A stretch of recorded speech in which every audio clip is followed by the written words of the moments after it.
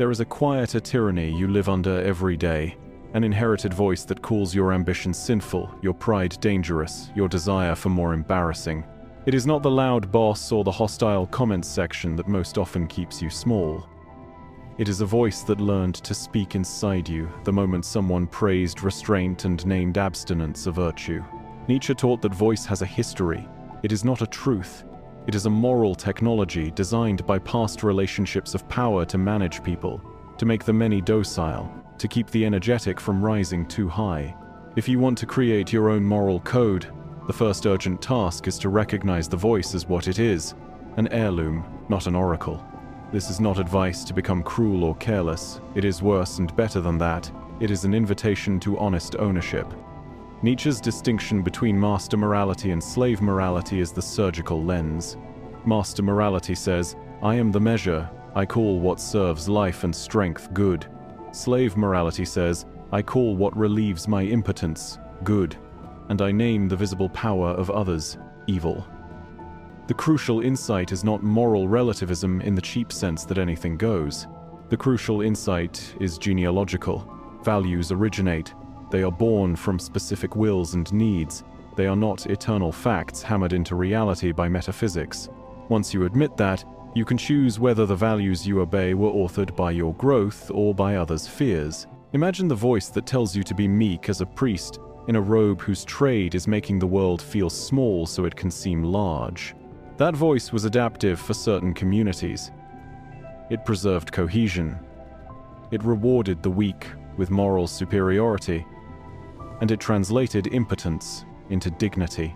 But for you, an ambitious person who resists people-pleasing and feels the weight of success guilt, those same patterns act like rust. They corrode initiatives, tax negotiations, and honest declarations of worth. Nietzsche's genealogy of morals shows how guilt becomes a kind of internal accounting ledger, where natural drives turn into debts to be paid. You carry these ledgers and interpret every desire as a balance to be settled.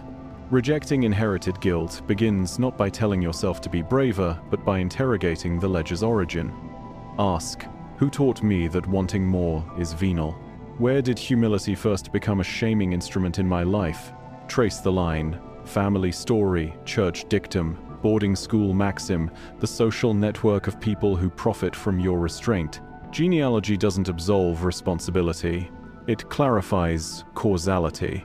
When you see that guilt as a political technique disguised as morality, it loses the authority to govern you unconsciously. And then there is the will to power. Nietzsche's most misunderstood engine. It is not a wish to step on others. It is the internal drive to enhance, to create, to press one's capacities into new forms. Think of the will to power as creative ambition, the urge to compose a life that is distinctively yours. To cultivate it is to move from reactivity to authorship. Instead of asking, is it selfish to want this? You begin to ask, does pursuing this make me into someone I respect? That pivot reframes ambition from a moral problem into an aesthetic project. You are not merely accumulating status, you are shaping character. This shaping requires ruthless honesty. Nietzsche's three metamorphoses, camel, lion, child, are not mystical stages. They are practices. First, bear the burdens you were taught, record them, name them, carry them into the light. Second, become the lion who says no to inherited injunctions. No more automatic apologies, no more shrinking at praise, no more muted yeses. That fierce negation is necessary because many of your moral habits are responsive reflexes. You must break the neural reflex before you can redesign the muscle. Third, be the child. Create anew, unburdened by the old dialectics of good and evil. The child cannot be moralized into mediocrity. The child invents play rules that serve joy and flourishing. Practical steps follow this arc. Start with a genealogical audit. Pick one strong guilt that hesitates during negotiations, that prevents you from asking for the role, that makes you undercharge and trace its lineage. Write the names, the phrases, the situations where it was reinforced. Reading the names aloud transforms the abstract burden into a particular, and particular things can be argued with. Use cognitive reframing to translate, If I ask for more, I'm greedy into asking fairly for compensation honors my contribution and allows my work to continue. It is an ethical reorientation, grounded in evidence and purpose. Next, rehearse the lion's no in controlled practice. Role-play boundary conversations until the body stops mistaking assertiveness for transgression. Boundary setting is not social cruelty, it is the grammar of self-possession. People will react sometimes with surprise, sometimes with envy, sometimes with accusation because your new behaviors will puncture their narratives about who you are. Prepare for that without capitulation. Resentment from others is not proof you did wrong. Often, it is proof you upset someone's comfort with mediocrity. Finally, design the child's experiment's values you test in short cycles. Pick a value, courage to request fair pay, refusing to hide achievements, making work decisions that prioritize growth over popularity. Operate them for 90 days and record the results. Ask the eternal recurrence question, will these choices to replay forever? If the thought brings you affirmation rather than horror, the value likely aligns with your will to power. Eternal recurrence is not a metaphysical bet. It is a concentrated ethical test that forces you to weigh long-term affirmation over ephemeral approval. All of this must be tempered by Nietzsche's insistence on responsibility. Creating your values does not mean you are released from the effects of your actions on others. Authentic self-making, according to Nietzsche, includes the capacity to accept consequences, amor fati, the love of one's fate. When your code produces conflict, you do not hide behind moral novelty. You own the ripple effects, repair where necessary, and accept the cost of being true. That stance dissolves the manipulative alternatives. You will not need to deceive or coerce because your power does not depend on short-term compliance. It depends on your integrity and creative output. There is a critical advantage to this approach over tactical power games. Manipulation trains you in mimicry and contingency. You become dependent on environment and leverage, constantly calculating. Nietzschean value creation makes you internally autonomous. Your power survives, changes in audience because it flows from self-legislated ends, not borrowed means. This is immunity.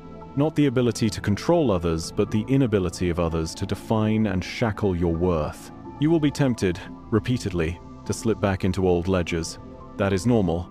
Bad habits are neural grooves that demand consistent repatterning. Use small rituals, the morning value recitation, the boundary rehearsal, the failure journal to temper yourself like steel. Nietzsche's image of forging is literal here. Heat, hammer, temper. Each difficulty tempers your resolve. Each refused apology hardens the edge. If you accept this path, you will not simply win arguments or accumulate status. You will renovate the architecture of your inner law. You will move from guilt as a bookkeeping of debts to gratitude for capacities exercised. You will begin to author your own morality. A set of practices that vindicate life, demand excellence, and tolerate the loneliness that sometimes accompanies change. You will become less preoccupied with being liked and more devoted to being responsible to the person you intend to become. This foundation is the only ethical groundwork for any further techniques.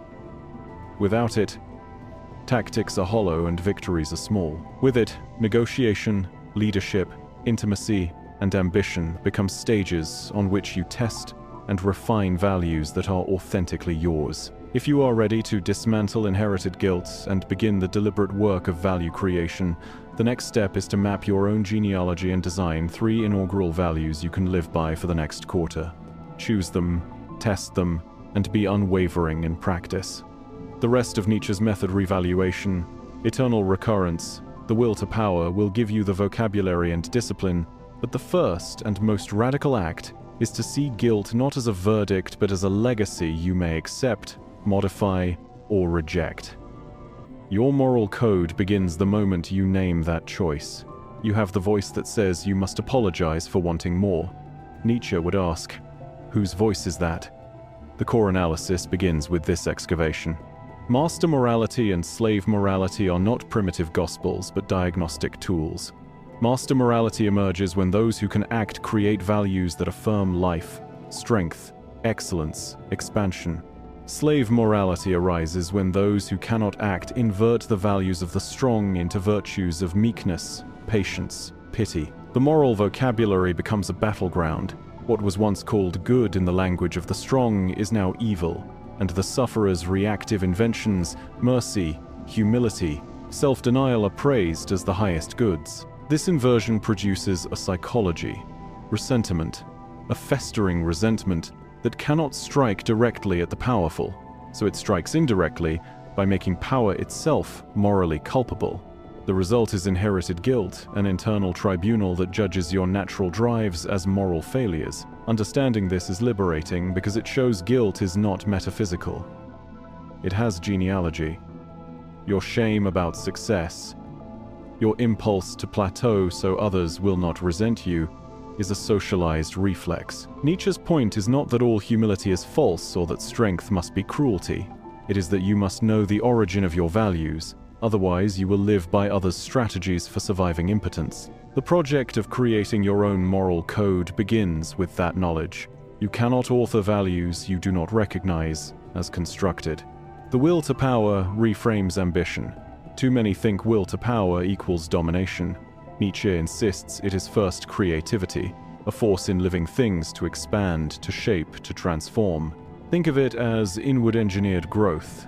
When you see the will to power as creative self-enhancement, ambition stops being a vice to hide and becomes a metric. Does this action increase my capacity to create, to bear more, to joyfully risk? That is the criterion.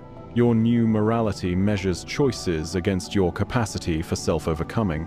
Success, then, is not the applause you receive, but the degree to which you have made yourself stronger, more original, more capable of fashioning values that answer to your nature. Perspectivism gives permission without relativism. Nietzsche's claim that there are many truths does not mean anything goes. It means moral truths are interpretations, anchored in perspectives and power relations. To author values is to choose the perspective from which you evaluate life, but selection requires rigor. You test values. Do they increase your vitality? Do they make you answerable to yourself under pressure? Nietzsche's eternal recurrence is the ultimate test. Could you will your life, as you live it now, to repeat forever? If the answer is a trembling no, your values need reworking. If the answer is a resounding yes, you have a life-affirming framework. The test refuses moral platitudes. It demands existential honesty. This is where psychological science helps. Cognitive behavioral methods mirror Nietzsche's genealogical technique. Name the thought, locate its origin, test it against evidence. If your inner ledger says, "I must feel guilty for seeking promotion because people will think I'm greedy," journal the first time you felt that injunction. Who spoke it? What payoff did it produce for them? Replace the indictment with a reframe. Asking for fair pay respects my competence and enables me to contribute more. The cognitive reframe is Nietzschean insofar as it is an act of revaluation, choosing another perspective that serves life rather than punishes it. Practical development requires rituals of creation, not one-off epiphanies. Begin with a value manifesto. Choose 3 life-affirming principles you will test for 90 days. Make them precise. I will negotiate salary based on contribution, not comfort, or I will refuse work that compromises long-term creative goals. Small, repeatable experiments reveal whether a value is performative or transformative. Nietzsche's craftsmanship metaphor is useful. Values must be forged in heat trial and hardship temper them. Failure is not evidence you are immoral. It is feedback for refining your values into tools. The social dimension is unavoidable. Nietzsche warns about the herd but does not dismiss community. Your values will be tested by others, friends, partners, institutions. Expect friction. People raised on slave morality signals will interpret your autonomy as arrogance. That reaction is not proof of wrongdoing. More often, it is the herd's defense mechanism. Respond with clarity, not vindictiveness. Maintain integrity, explain your values, accept the cost of misunderstanding, and repair harm when you cause it. Responsibility under your values distinguishes ethical self-stewardship from mere selfishness. Emotional training matters. Shame and guilt live in the body. Neurobiologically, guilt activates circuits tied to social pain. To loosen their hold, you need both cognitive work and somatic practice. Breathe through the urge to apologize. Allow the chest tightness to pass without submission. Use exposure. Rehearse saying the boundary phrase until the nervous system recognizes safety in assertion. Your body will learn a new grammar of honor. Nietzsche's amor fati, loving one's fate, enters here as practice. Accept that new values will generate discomfort. Choose them anyway because they are necessary for flourishing. There is an ethical dimension. Not every desire merits elevation into value. Nietzsche's Übermensch is not a license to indulge every impulse. The Übermensch disciplines desire through higher aims, beauty, excellence, creative legacy.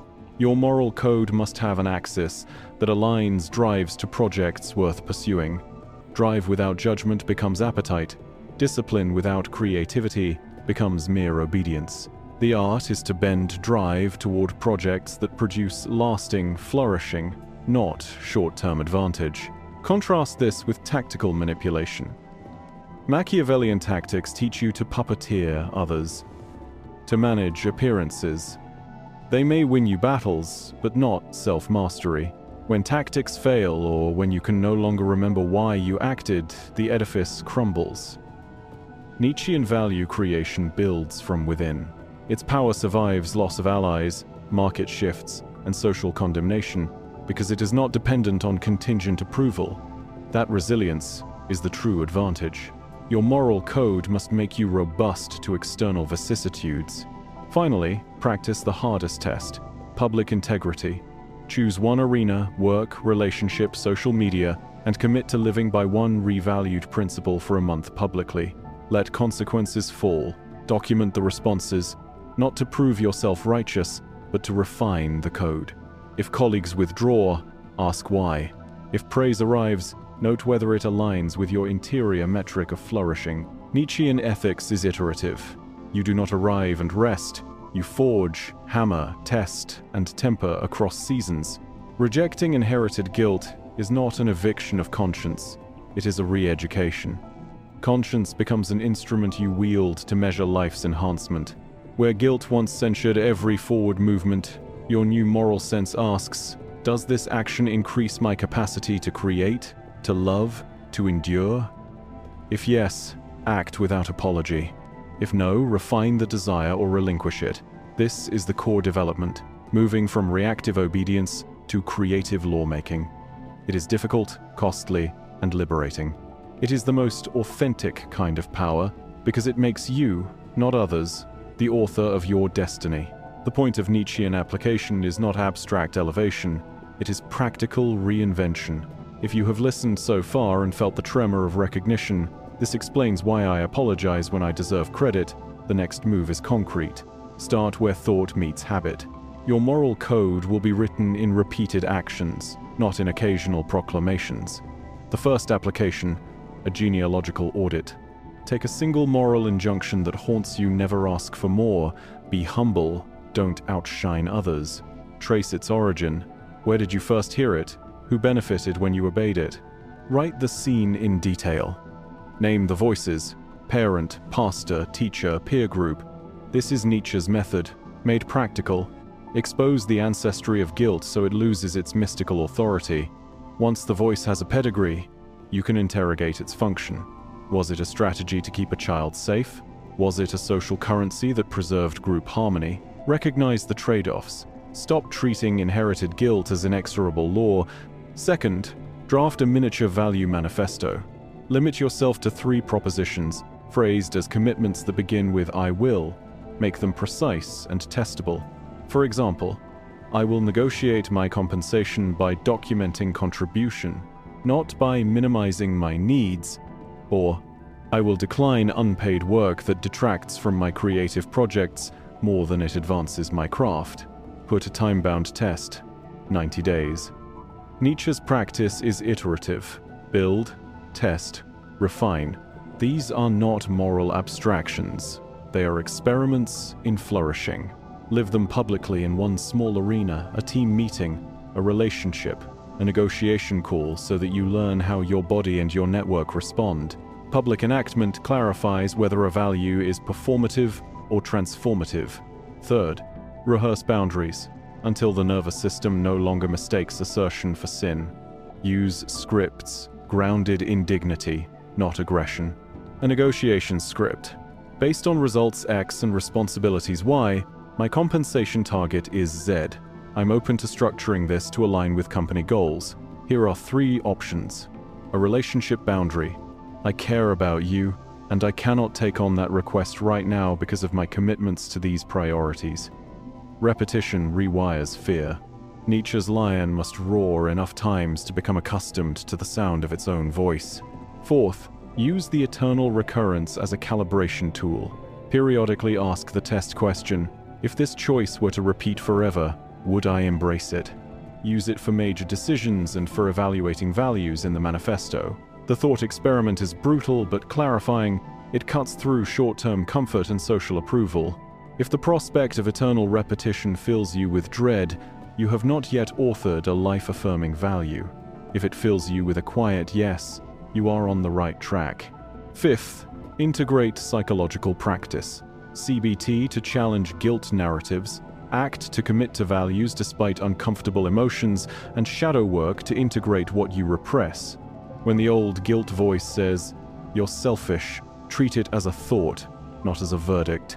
Log the thought, find the evidence for and against, and then act in accordance with the manifesto.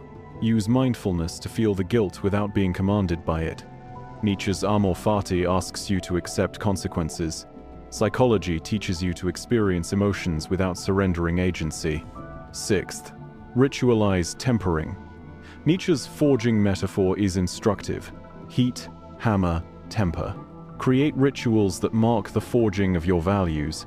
Morning recitation of your manifesto, a weekly failure journal where you record what you tried and what you learned, a monthly permission ceremony where you authorize yourself to pursue a creative risk.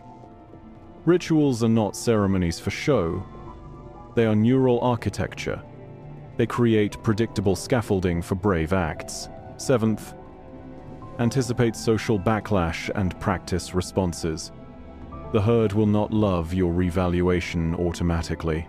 Expect projections, envy disguised as concern, accusations of callousness, or passive undermining.